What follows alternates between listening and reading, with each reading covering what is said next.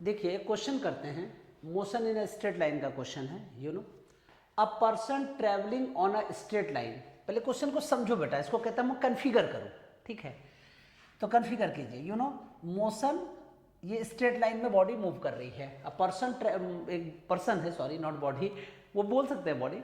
A person travelling on a straight line moves with a uniform velocity v1 for a distance of x।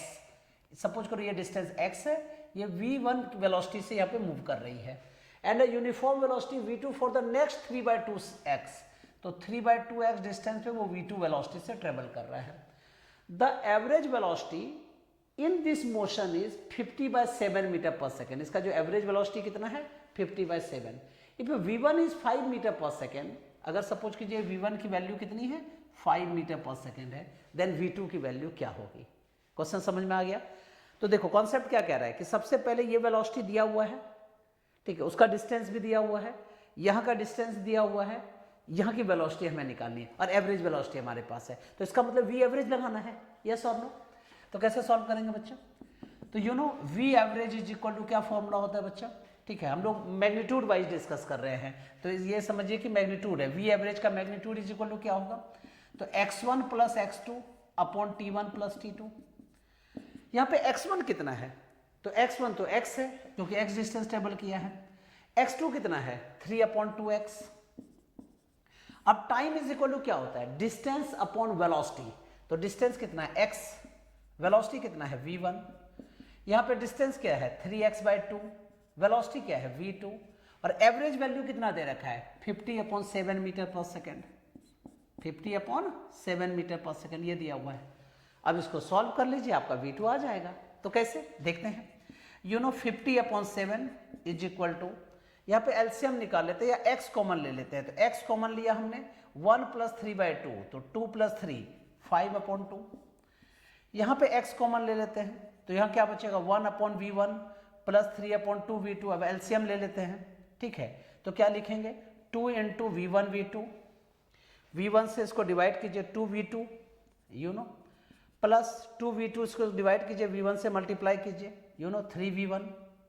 ठीक है, एकदम मैं basic तरीके से करा रहा हूँ बच्चा। ऐसे तो मैं शॉर्ट में बहुत बार क्लास में कराता हूँ, मैं तो डायरेक्ट बोलता हूँ कि my fast calculation answer is this. बहुत बार कॉन्सेप्ट में सॉल्व करके भी बहुत इजी वे में दिखाता हूँ, लेकिन यहाँ मैं एकदम बेसिक बेटा एक एक स्टेप लेके आगे बढ़ रहे हैं। देखो x और x क्या हो गया कैंसिल। अब ऐसा करते हैं, इसको रेसिप्रोकल है तो रेसिप्रोकल कर देते हैं भैया इसको। तो 50/7 is equal 5/2 × 2v1 v2 upon 2v2 + 3v1। 2 × 2 क्या हो गया कैंसिल। 5 से इसको कैंसिल कर दीजिए 10, क्रॉस मल्टीप्लाई कर देते हैं। 10 × 2 कितना हो गया बच्चा 20v2 + 30v1 is equal to 7 × v1 v2।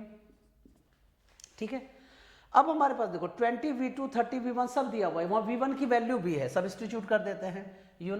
20v2 + 30 × 5 is equal to 7 × 5 × v2। Yes और नो? अब ये तो क्वेश्चन बहुत इजी है। इसी का एक मैंने इसमें एक बुक से कराया था, क्वेश्चन बहुत अच्छा था, ठीक है। मुझे याद है नेल्सन पार्कर का, उसमें भी इसी तरह का क्वेश्चन था बच्चा, लेकिन थोड़ा सा हाई लेवल का। अब तो क्या लिखेंगे इसको 20v2, ठीक है। अब कितना हो गया 7 × 5, ठीक है। तो 7 × 5 जा 35, 35v2 - 20v2, तो डायरेक्ट मैं लिख देता हूँ तो ये क्या हो गया 15v2 इज इक्वल टू 150।